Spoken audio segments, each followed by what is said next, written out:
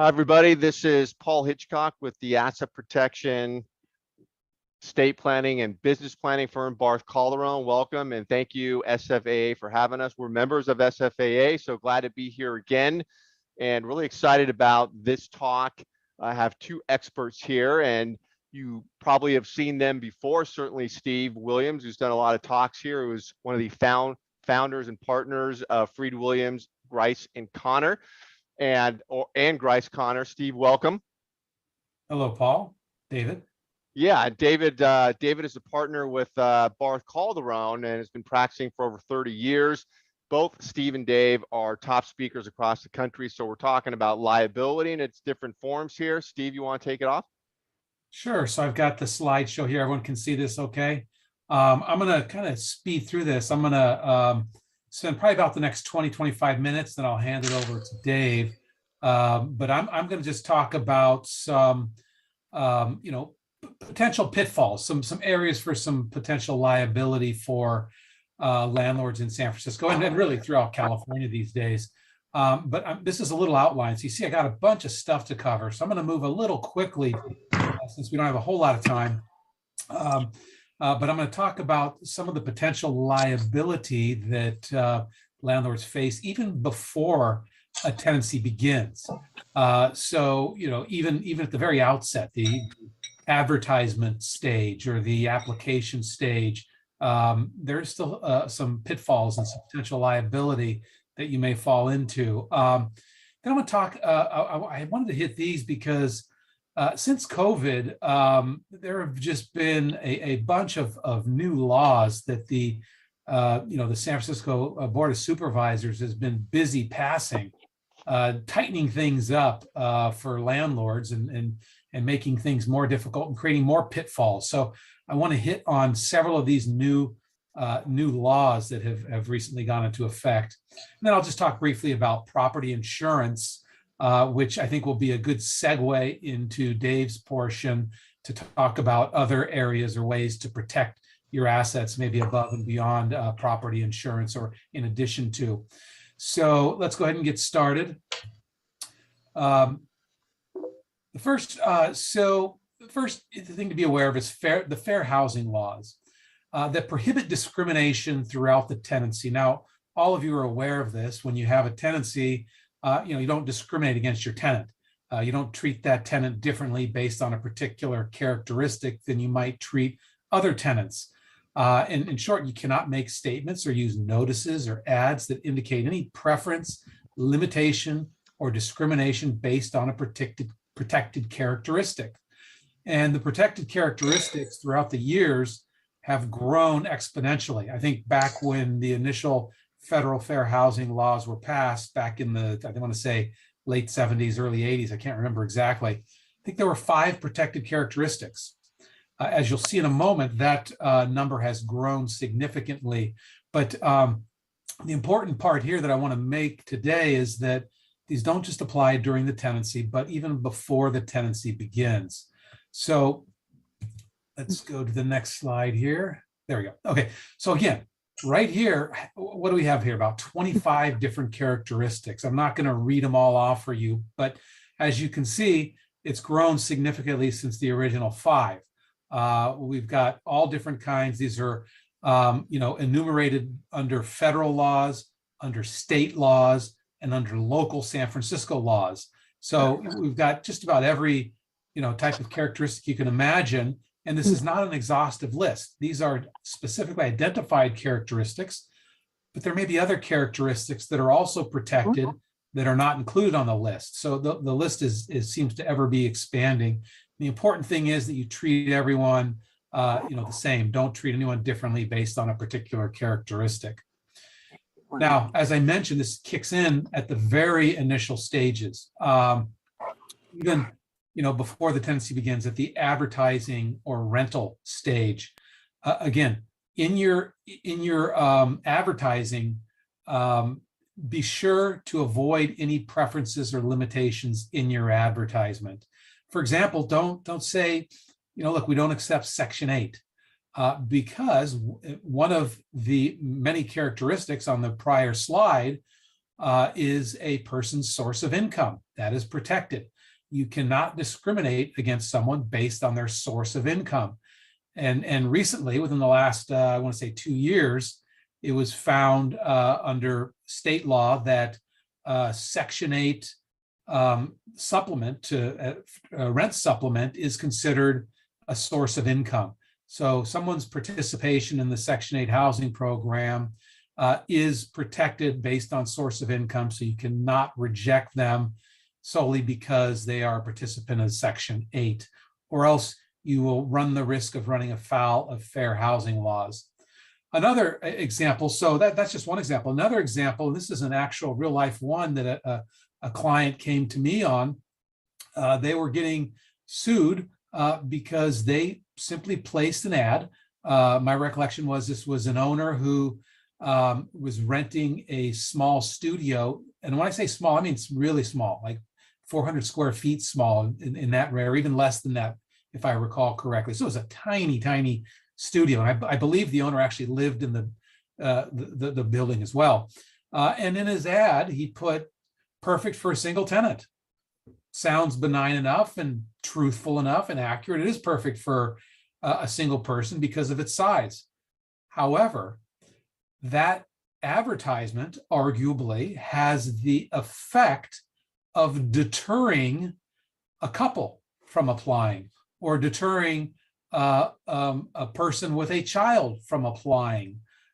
Just the fact that it may discourage someone may run afoul of fair housing laws if it discourages someone with a protected characteristic. And family status is a protected characteristic. So if the advertisement tends to potentially discourage someone based on family status from applying, then it could be discriminatory. And that was, in fact, the basis for that particular claim against that landlord. So you need to be very careful and know that there are testers out there. And what a tester is it's usually an organization who has people, comb these ads and look for things that look discriminatory, or even call the number on the ads and ask pointed questions to see if you'll slip up. Well, do you take Section 8? No, it may not be in the advertisement, but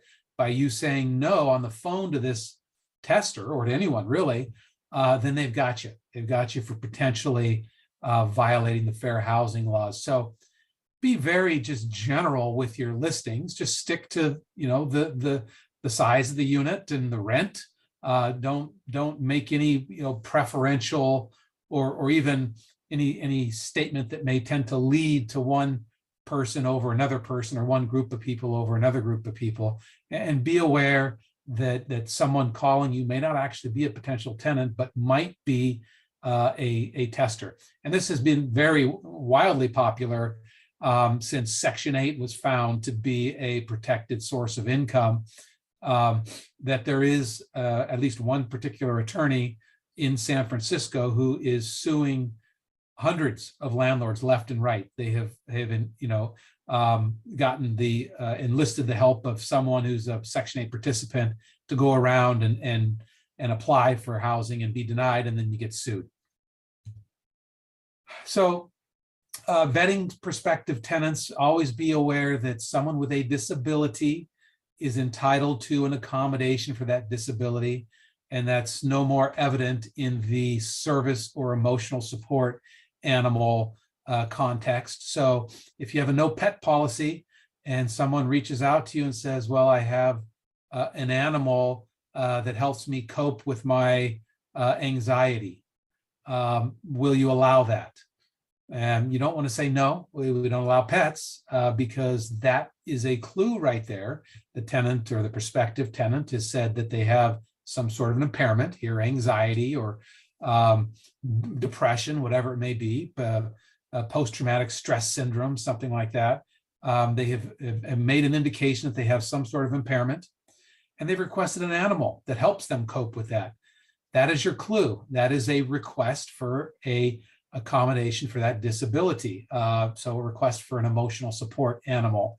You need to be aware of that and be flexible, and know that the fair housing laws require landlords to make exceptions to their general policies and practices to accommodate persons with disabilities. And again, that includes at the application process. So in that scenario, you're probably going to want to not deny the person on that basis, but instead, well, absolutely, I do provide accommodations for persons with disabilities, and you don't want to charge extra rent or a pet deposit for that comfort animal that again is running afoul of the fair housing laws.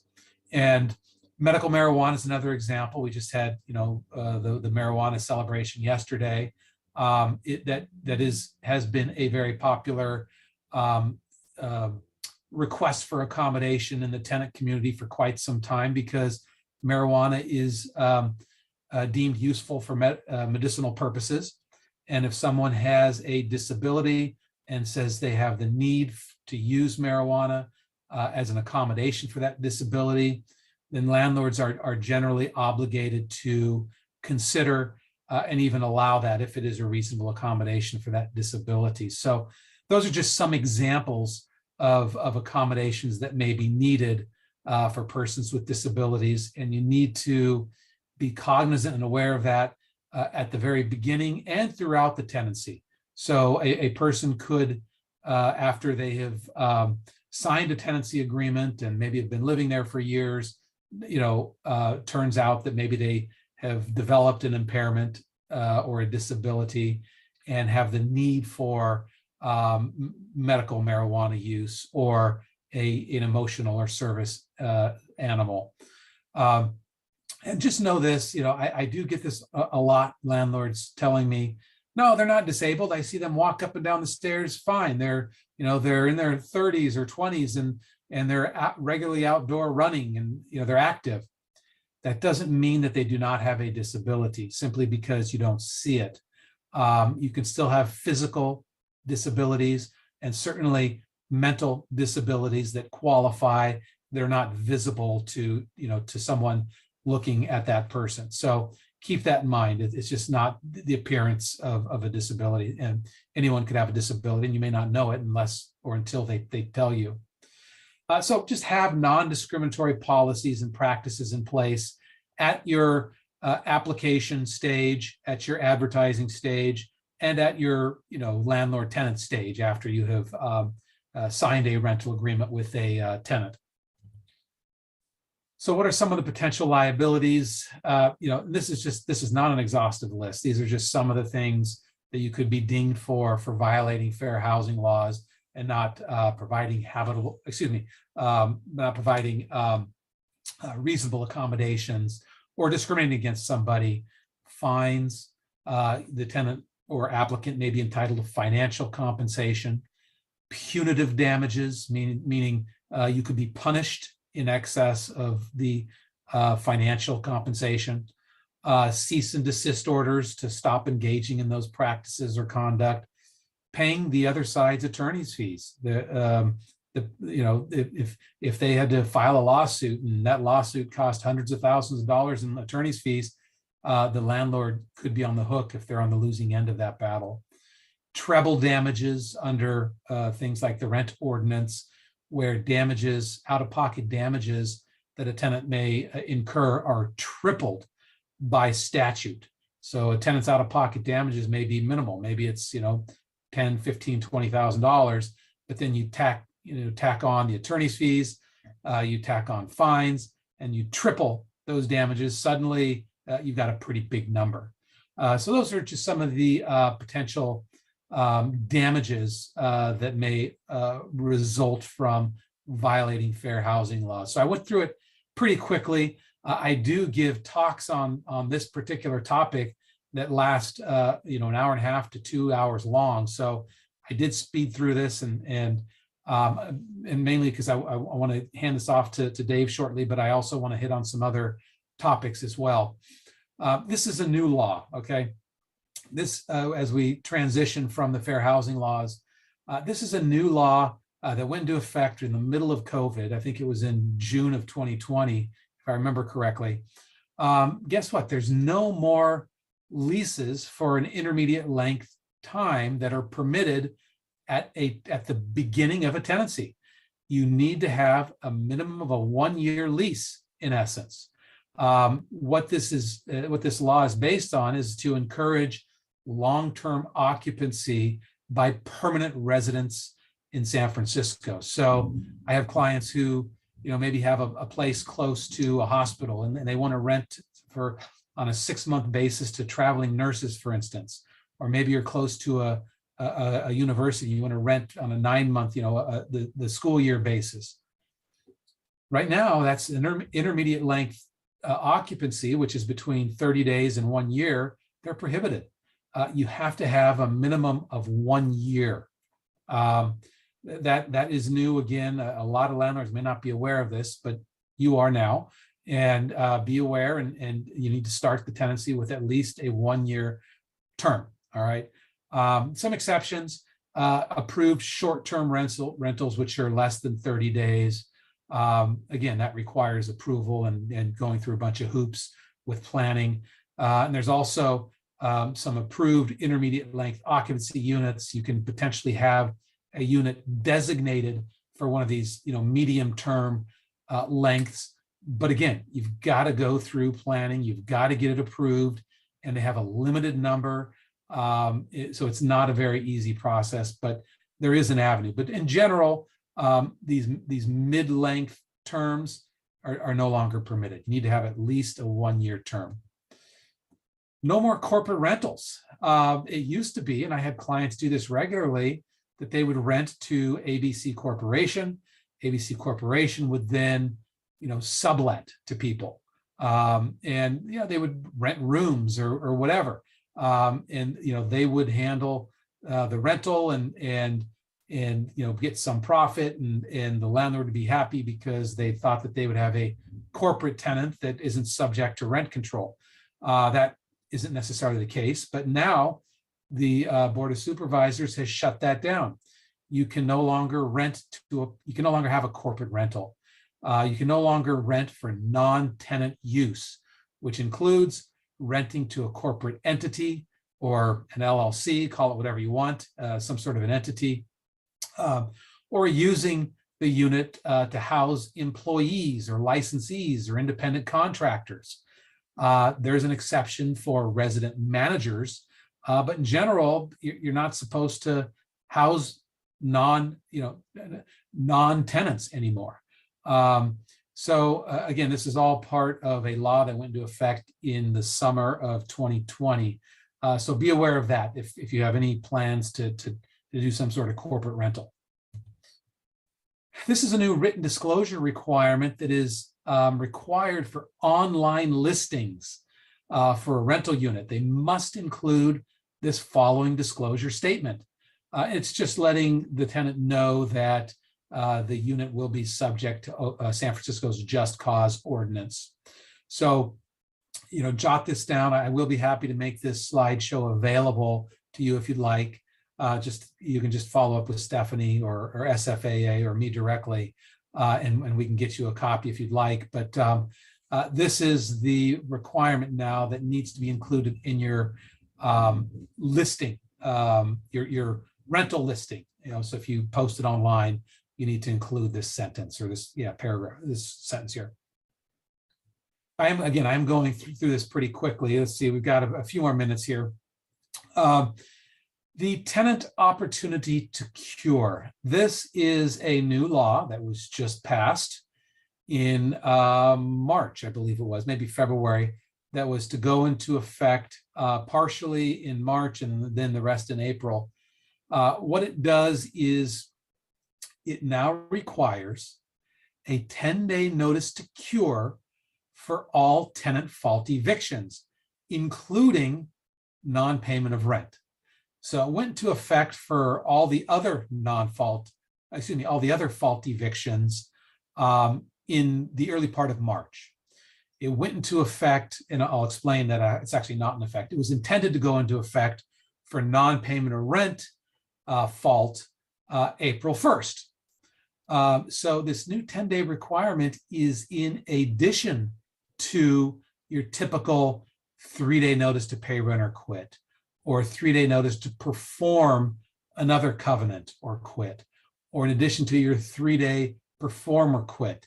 So some examples of tenant fault evictions are breaches of the lease other than non-payment of rent, or nuisance. Those are some other examples of tenant fault evictions, or failure to allow access after the landlord has reasonably requested it. Those are all tenant fault evictions that now generally require a 10-day notice to be given first to, again, give the tenant an opportunity to cure their fault and save their tenancy. And then if they don't, then you can proceed to the next step, which is your formal notice, which again will give the tenant generally another opportunity to cure, like a 3-day notice to pay rent or quit. So you're giving them more opportunity. So we're really reading this as an additional 10 days on top of all of these tenant fault evictions. This is now on the books in San Francisco, and the rent board has in fact created a 10-day notice for this purpose. So you can go on the rent board's website into their landlord forms section, scroll down. I want to say it's form number 1008. I may be off on that, but you scroll down, you'll find their new 10-day notice. And I'd suggest using that since they've created it. You may as well use that or copy it. And then this is not a new. It's new to San Francisco, but it's not necessarily a new requirement in all jurisdictions. For instance, state law under the new statewide rent and eviction control law that went into effect in 2020, it has a sort of an opportunity to cure type notice that it requires. Oakland does as well and has similarly for quite some time. So this is, while it's novel to San Francisco, it's not a novel concept. So you need to be aware of this new law and requirement. And the question is it legal? Well, like I said, it's been required under state law and across the Bay Bridge for quite some time. That doesn't necessarily mean it's legal, but it may be. Right now, it is being challenged, fortunately, here in San Francisco. And the landlord's bar got a favorable ruling initially, where the court has stayed enforcement of this law pending further hearing, which is currently set for next month. So we'll have to sort of sit and stay tuned to see what happens as this evolves. I am still recommending to my clients to give the 10-day notice because if it turns out that the law was valid, maybe the court, does an about face and rules in favor of the law, even though we were successful at the initial stage, then there could be an argument that, hey, you didn't comply with it. If you served some sort of an eviction notice without doing the 10-day notice, right now while we're waiting for that hearing. So, you know what? At this point, I'm telling clients just give the extra 10 days, unfortunately, and then proceed as if it's in effect, unless or until we get a full and final determination by the court, which we do not have yet. It's just set for further hearing and a stay on enforcing the law until that time. Okay. All right. So let's go on to another new law. And this one is, you may be familiar with Costa-Hawkins, which is a state law that allows landlords to raise rents, notwithstanding local San Francisco rent limitations on some properties. And those properties are generally single-family homes and condominiums. You can raise the rent at any point, and you're not subject to that minimal 1.9 or whatever the rent board says it is. And this has driven the local tenant advocates crazy for some time, and tenant advocates in general have tried to chip away at this right and repeal it. Well, locally you can't. However, locally they did pass a law which says Yeah, okay. If you give an increase, it cannot be given in bad faith. It has to bear some relation to market rates. So it really puts into question, this new law, all rent increases and makes them potentially challengeable. If you give your Costa-Hawkins rent increase, and let's say you raise the rent from 2,500 to 3,000, the tenant could then challenge it and say, hey, this increase is substantially in excess of market rate comps for comparable units. And well, then now you're in court. So this is a way for the local legislation to try to, again, chip away at your rights under Costa-Hawkins. And also, evidence of bad faith may include an increase given within 6 months after an attempt to recover possession. So they say that, hey, you tried to get possession, you couldn't, so you jack the rent up. Again, these are all angles for tenants to challenge these increases when otherwise they generally have not been permitted to do. Other factors may be considered or deemed relevant by the court or the rent board. It's almost like a catch-all.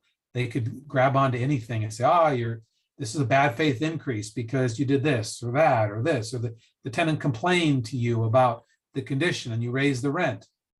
So just be aware of this, to have some sort of relationship to a market rate amount when giving an increase under Costa-Hawkins. And again, this doesn't apply to everyone, mostly to units that are single family homes, or even newly constructed units as well. Those are covered under Costa-Hawkins. So if it was built after January 1st, 1996, you generally may be able to give rent increases as well under Costa-Hawkins, notwithstanding local limitations. All right, the last thing I want to talk about before I hand it over to Dave here is property insurance. It is important, and I always tell my clients when they come to me with and ask to engage us to help with any tenant issue, I want to see their policy. I want to see that you, the landlord, have a policy that includes coverage for wrongful eviction, and that you have at least $1 million liability. And make sure that all the proper people or entities are named on that policy. And again, this is because I see so many tenant lawsuits, whether it's wrongful eviction or breach of the warranty of habitability, whatever it may be, renting an illegal unit, whatever it may be, landlords are getting sued by tenants, left and right. I see it all the time. It seems every week I get a new client in with a new lawsuit by a tenant. What the insurance will hopefully do is, if you have the proper coverage and a covered claim has been made against you, then you will hopefully have coverage where the insurance company will defend at their expense that tenant lawsuit. Doesn't always work that neatly, but as a first line of defense, you want to make sure that you do have this coverage in place just in case. All right. And now it's not always going to protect you from every claim. It's not always going to protect not everything is going to be covered. There may be things that aren't covered. And with that, I'll hand it over to Dave to come up with some other strategies or tactics you can employ to further protect yourself from these ongoing onslaught of tenant lawsuits against their landlords. So with that, thanks. I'm going to go ahead and stop my share here and hand it over. There we go. All right, Dave and Paul, Thanks, thank you. Much appreciated, and a great presentation, always an eye-opener. Great stuff, man. Yeah, and so we're going to jump into the asset protection side. So it's a great connection to what Steve's talking about, because Steve talks about best practices, how to avoid situations, but when life throws you a curveball, as much as you try to focus on all the good stuff, happens. And we see the landscape. There's 40 million lawsuits filed against landlords every year. Not against landlords, but in the United States, many of those against landlords. So it's a big deal. And Dave's going to talk about if you have that unforeseen liability, and before it comes, what to do. So Dave, let's jump into this and maybe start with sort of your definition of asset protection and get into some of the tools. Does that sound like a good place to start? Yeah, that sounds great. Actually, Steve's ending with insurance really dovetails with a lot of what we do, because what we do is, insurance is phenomenal. You got to have it. It protects you from a lot of like tort liability, slip and falls, accidents, things that happen on the property. But also there's a lot of cracks in insurance as well. And the type of work that we do in asset protection is meant to help cover those cracks or those situations where insurance is not going to be there for you. And sometimes it's really hard when you read an insurance policy, it's really thick and a lot of terminology.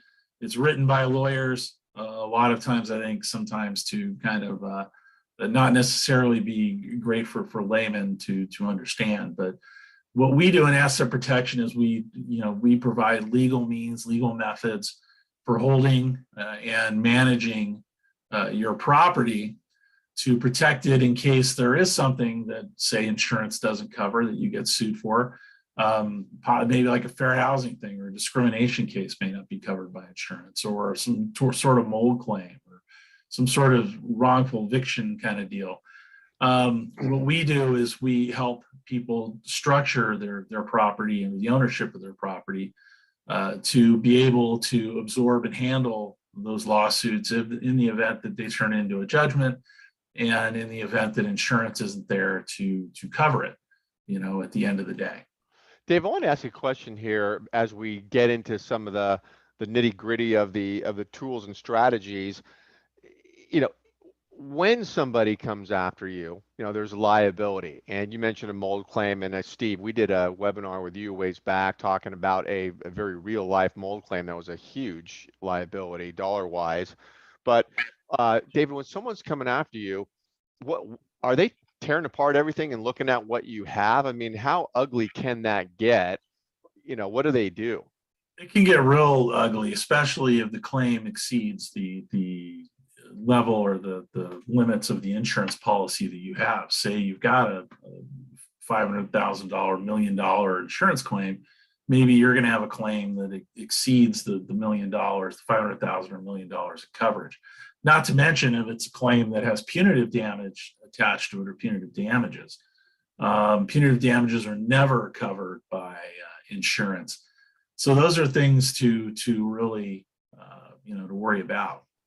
And the insurance, you've got to have the insurance, the right amount of insurance. And a case came up with our firm not long ago as an example that, and I think you may have been working with this woman, David, but she owned property in Noe Valley, lived in the property, rented out the back to a physical therapist who had a client on the property who got hurt, and there was a lawsuit, and the insurance wasn't the right type of insurance to have like a business going on in the back of the house. And so insurance was out, and this was a personal liability. So issues like that come up, right? Yeah, exactly. In that case, they may say, well, the property insurance isn't going to cover it because somebody is operating a business. There's an exclusion for that in the property and casualty policy, or you didn't tell us, right? You didn't disclose that to us and didn't buy the right kind of insurance. So that's a perfect example of where, an insurance company can deny coverage on a claim and could, if the property's held by you personally, could expose not only the property but yourself to a judgment that's not covered by insurance. Yeah, and insurance, I always think of the phrase, the Goldilocks principle of not too much insurance, not too little insurance, just right? Because it can become a pot of gold if you have a ton of insurance out there. Would you say that's a fair statement?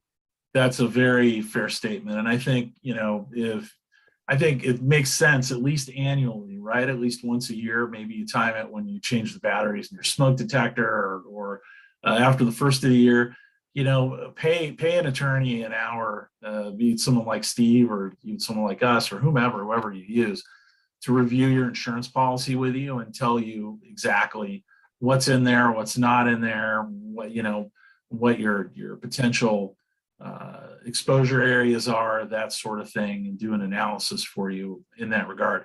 A lot of times insurance companies nowadays, they're a little bit more proactive, and Like if you've got more properties or value is escalating rapidly, they may come to you themselves and say, hey, maybe it's beneficial for you to have more coverage or less coverage, rarely less coverage, but more coverage. Yeah. Because it's in their benefit, right? They're going to up their premiums and make more money. And insurance companies are there at the end of the day to return money to their stockholders and make money just like any other business, you know. So they're going to look for whatever they can to increase revenue, but they're also going to look to do whatever they can to possibly deny claims and reduce the money that they have to pay out on claims. Good way to put it. And the asset protection planning is, I've heard you describe it many times, it really needs to be done preemptively. When the seas are calm is ideally when it's done. Can you talk a little bit about why that's the case? Yeah, because when you do asset protection and you move your assets around, you know, if you're doing it preemptively, you take a lot of sting out of what are called fraudulent transfer laws. Because sometimes what will happen is, and we get clients come in all the time who, you know, in the middle of a lawsuit, right? They're getting sued and then they realize that, oh my God, I don't have enough insurance to cover this, or there's going to be liability. Then they want us to do something to move their property around, put it into a corporation or a limited liability company, or do something to get it out of their name. And when it's in the middle of a lawsuit, there's always the specter raised of that could possibly be deemed by a court fraudulent transfer. And then what would happen in that case is a court may set aside a transfer to an LLC or a corporation, put the property back in your name, so it can be used to satisfy a judgment that a plaintiff or a claimant or a tenant in this case may get against you. You know? Yep.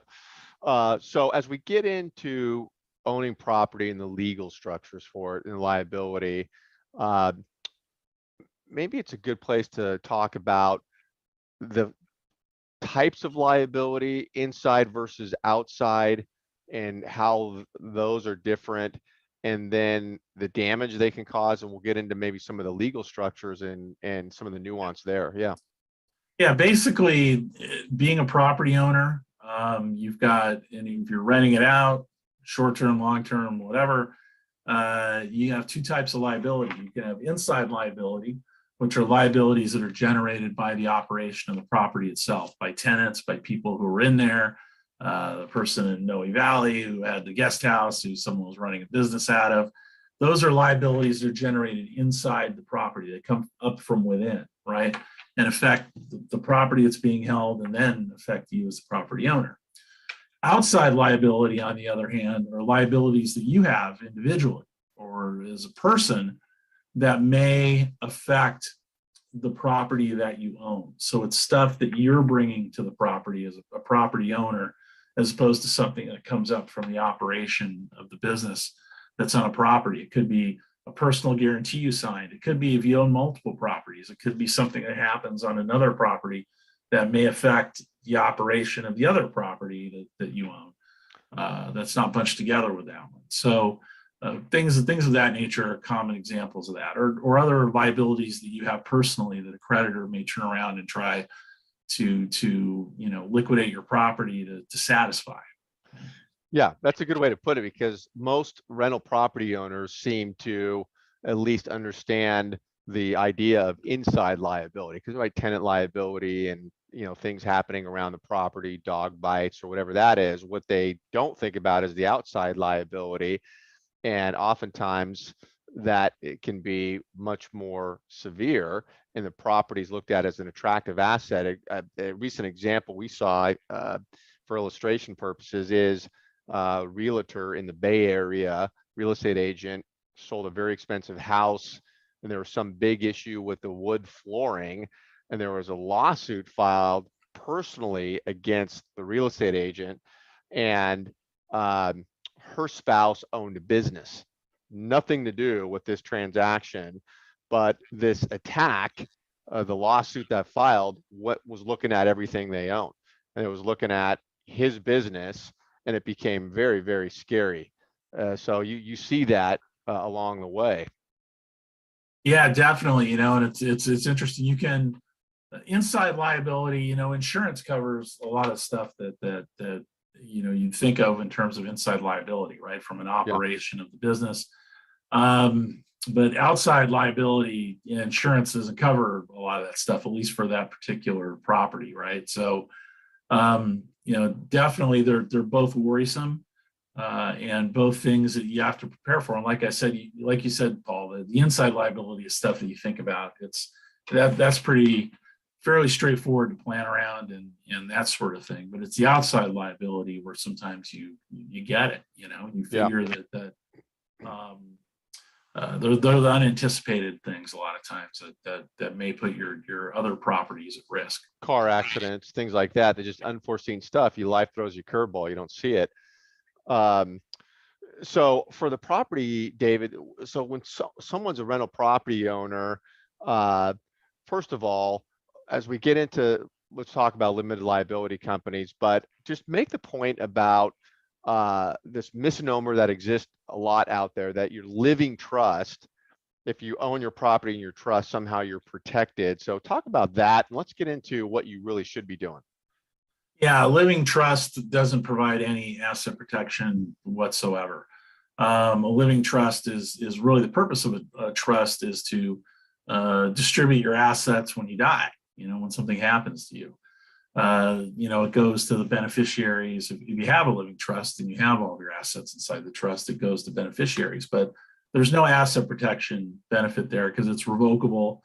The settlor of the trust, or the person that has created the trust, has full ability to revoke it, to move things around, to do all that kind of stuff. So it's very easy for a creditor, a tenant in this case, or someone who wants to do you harm, to go in and liquidate assets that are inside a living trust.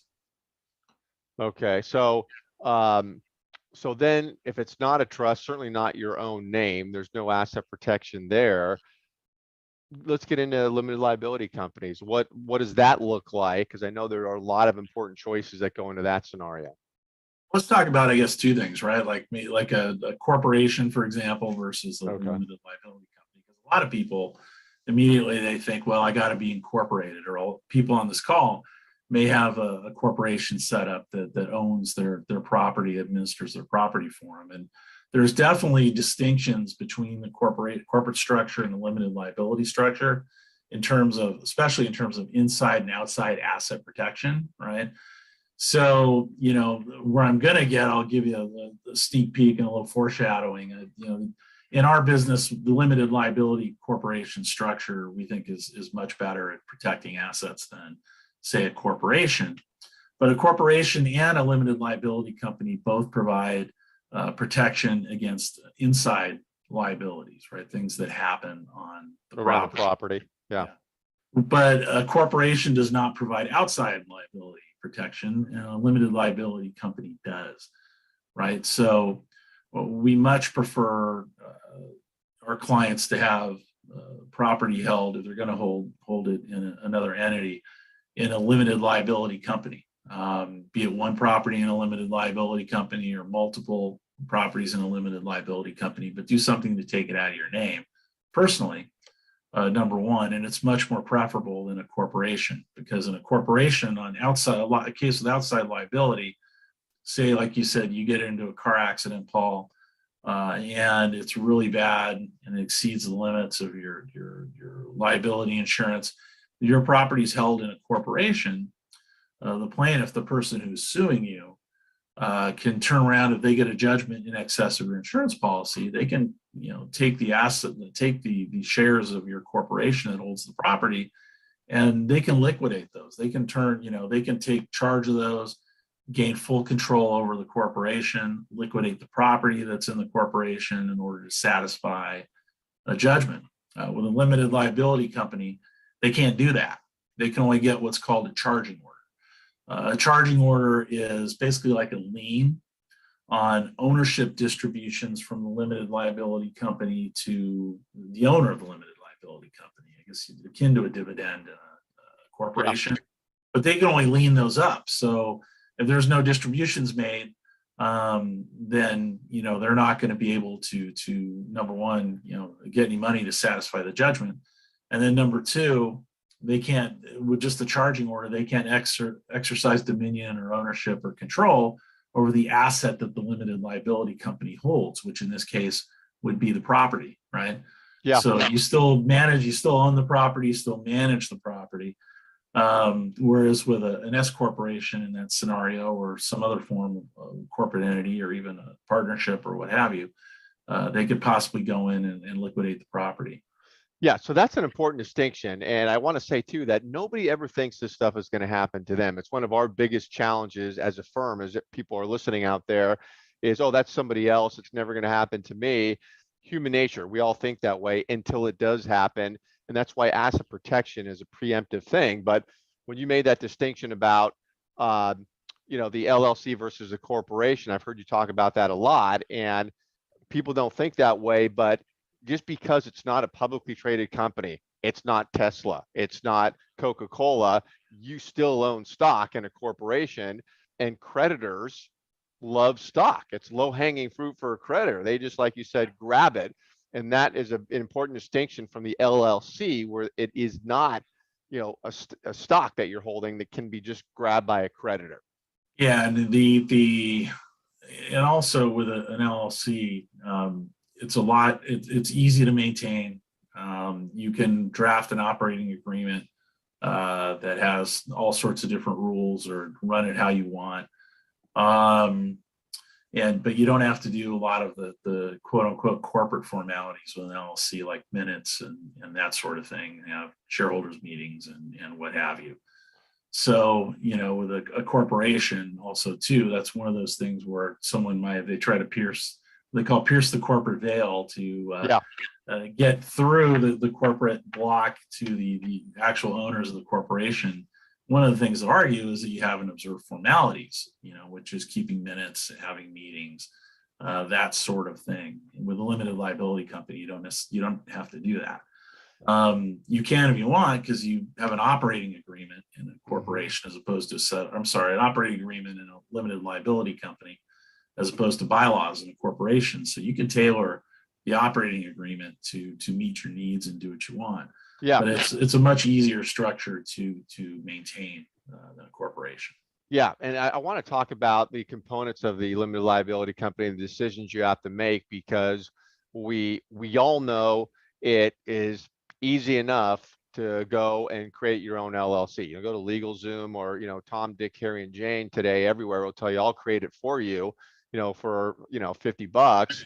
And the issue there is that it doesn't matter if your LLC wasn't set up right or you're maintaining it improperly if nothing ever happens. It's almost like earthquake insurance on your house. If you have lousy earthquake insurance or you're not paying the premiums, if the earthquake never comes, who cares? You didn't need it. It's when something happens that it needs to work. And so that's asset protection has got to work. And if there's a liability, it will be tested. And so, David, when you set up the LLC, some of the components I know. So first of all, jurisdiction. This is an important decision. Just because your property is in California doesn't mean you have to have a California LLC strictly. So let's start talking about jurisdiction, that decision that needs to be made. I was chuckling when you mentioned earthquakes, because everybody here, we're all from California. So earthquakes are a way of life, right? Yeah. It's not there's a 4.5. Yeah. So, talking about jurisdiction, California, you can have a California limited liability company. Not necessarily the best to have from a standpoint of, California limited liability companies do have charging order protection, but there's a point in time where if a claimant can prove that they're not getting any love with their charging order, they can possibly try to pierce through the LLC veil and try to get a stiffer remedy against the limited liability company. Also, California doesn't really recognize single member LLCs. So if you have an LLC that just has one member, California is going to kind of look dimly on that. Whereas, you go to another jurisdiction, we use Wyoming, Nevada, Delaware a lot because they have really stiff and durable protection. They recognize single member LLCs, for example, number one. And number two, they have real durable protection for the owners of the LLCs against liability. They have some of those states, they have strict charging order protection, meaning that all you can get is a charging order, and that's it. That's your remedy. So, we oftentimes will set up an LLC in a jurisdiction like I use Wyoming quite a bit because it's cheap to establish, cheap to maintain. You set it up in Wyoming, you register it in California, so you still have to pay the California fees on an annual basis. But it's a Wyoming LLC, and your operating agreement will say that operation of the any disputes or anything that come under the operating agreement, things like that, have to be litigated under Wyoming law, which is much more favorable than California, and that sort of thing. And California does have laws on the books that have, if you have, like, say, a Wyoming LLC that's registered to do business in California, and you maintain all, you paid your fees, you've got all your forms filed with California, everything's up to date as far as California is concerned, that they will look to the law of the jurisdiction where the LLC was formed in the event of a dispute involving assets in that LLC. So we have a lot of clients who have, like, Wyoming, Nevada LLCs that are registered to do business in California, that own and operate their property. And that's really the best way to go about it from an asset protection point of view. Okay, so jurisdiction is a big deal. And then what I was hearing one of the recent talks we did is a comment about the operating agreement, because you don't have to have an operating agreement, create your own. But isn't it the case, David, that if it comes into play, you're going to be exposed to the default operating agreement of the state where your property is, and those things are typically pieces of garbage, or they're not tailored for you, but yet now you have to rely on this document you didn't draft for your asset. So it's why you want to have your own operating agreement, and we have a proprietary one with asset protection provisions built into it. Yeah, and that's a great point, Paul. And also, an operating agreement provides the rules of engagement for the owners of the LLC, right? If it's a single member LLC, just one owner, it's not as big a deal. But you've got multiple members, you have partners, you have people you're in business with, the LLC. You want to have rules built into an agreement that are robust and contain provisions that govern disputes between the owners. How assets are going to be handled, who's going to handle taxes, who's going to be responsible for this. It's almost like a pre or a post-nuptial agreement between partners or people that own the LLC. It provides the rules of the road, and a good lawyer who's experienced in drafting those are going to make sure that everybody is protected in the way they should be. Yeah. As opposed to some box checker form thing you do, like TurboTax or something online, Right. And David, if you have your property in an LLC, and you also have a living trust, how do those two integrate to each other? I mean, do you have to get the LLC into the trust or fund it into the trust? Is that how that works? Yes. If you have interest in an LLC, say you own 50% of ABC LLC, then you'd want to transfer that interest to your living trust. So if something happens to you and you pass away, it could be just, the ownership can be disposed of per the terms of your trust.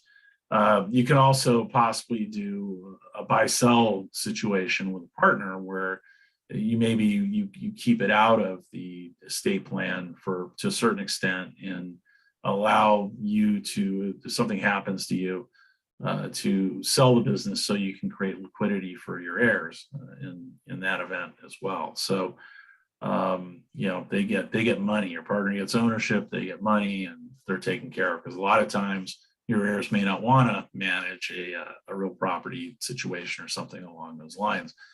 But you should definitely shift ownership into your living trust. That doesn't mean you shift management responsibilities into your living trust. You can still be the manager of the LLC and run it. It's just that the trust would own the membership interests in the LLC. what do you do if you've got 2 owners or 3 owners of an LLC? I mean, 3 owners of a property, and one of those 3 owners says, yeah, I understand the benefits of asset protection. I want to do an LLC. The other 2 said, well, I don't want, I'm not going to do an LLC. Can you do an LLC for your portion of the interest in a property? You could possibly create an LLC that would hold your ownership interest, right? Oh, So you could, okay. like a holding company, that sort of thing, where you could take, your interest in the property or whatever, and move it into there possibly. Okay. But definitely, that's one of those things where I think you'd want to have a talk with the other two owners of the property and talk to them about the potential exposure that they would have and why having an LLC would be a good thing. Got it. Okay.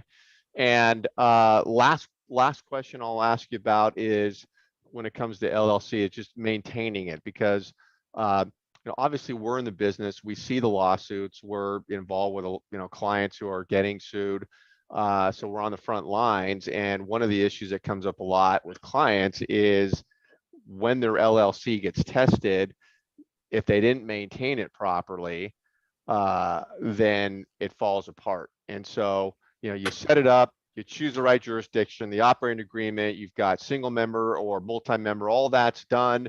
Now you get it. It's not a set and forget thing, right? You got to just make sure that puppy is in good standing, right? Correct. Yeah, it's not as labor intensive as a corporation, but like you said, it's not set it and forget it kind of thing. It's every year you have to pay fees to the jurisdictions that your limited liability company is doing business in.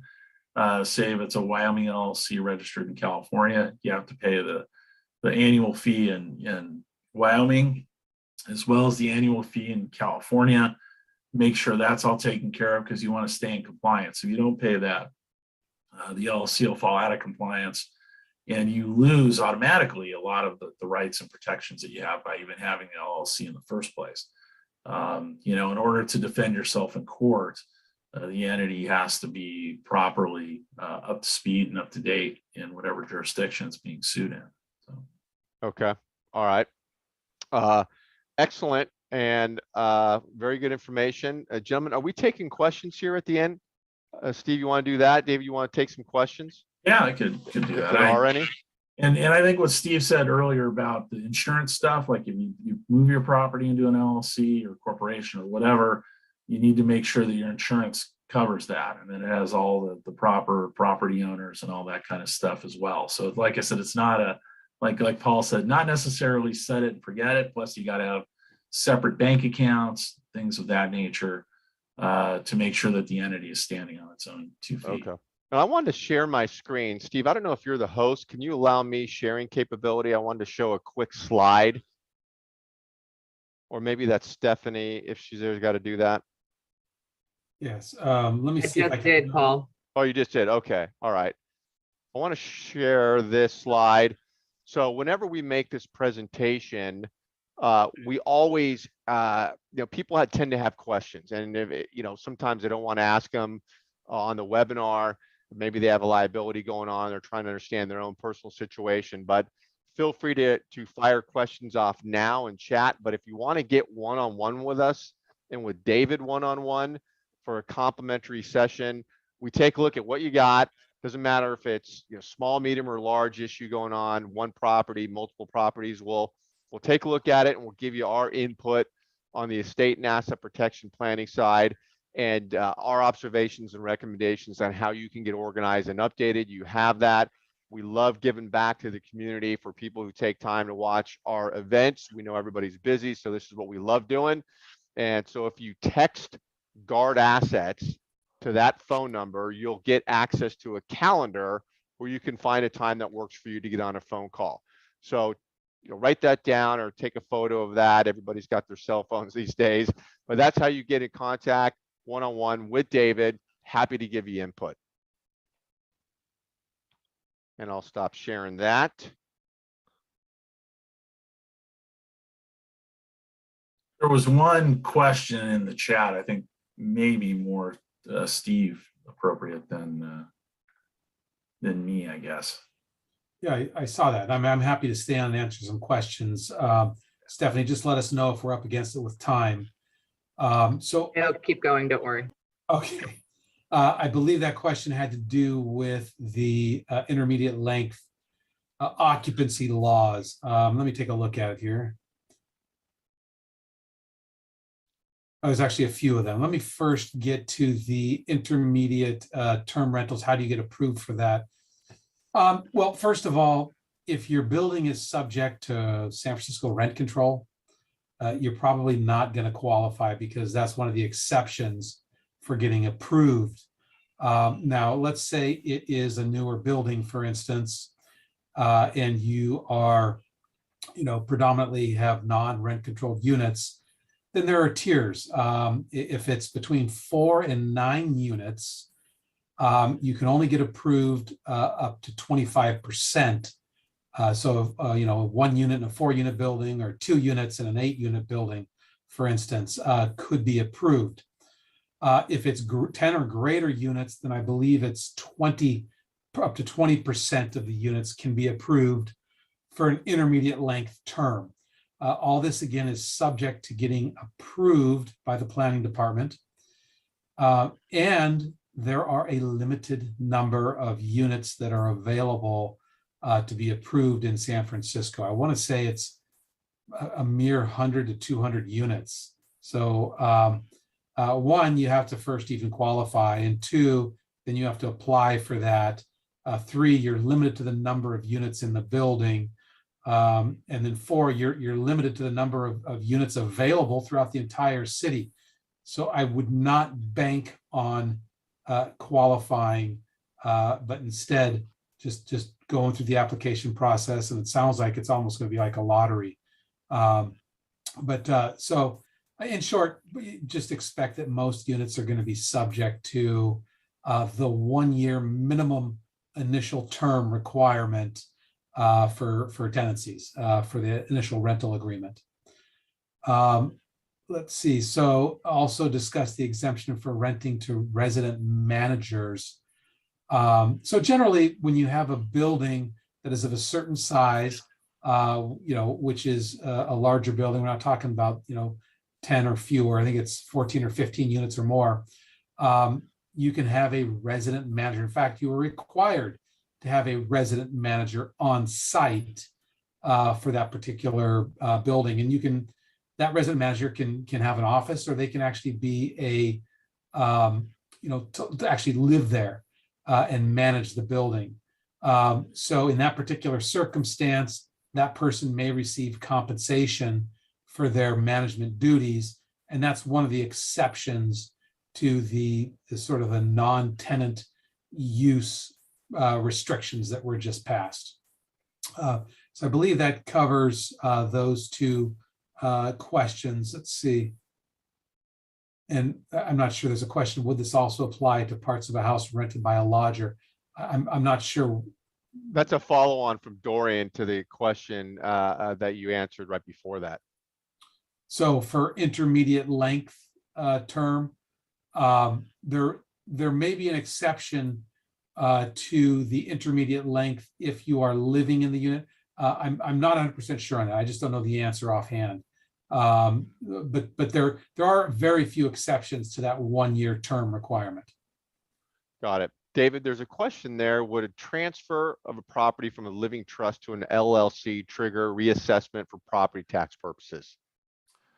It shouldn't if it's a like-for-like transfer.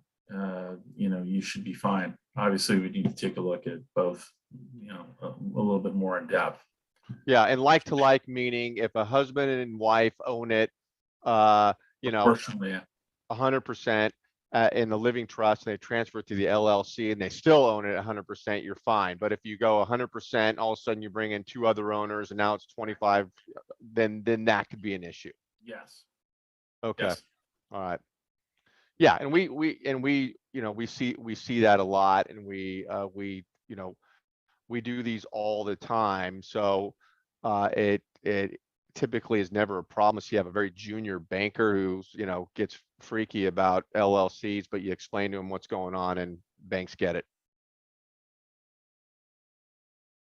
Okay, I think we're at the end here.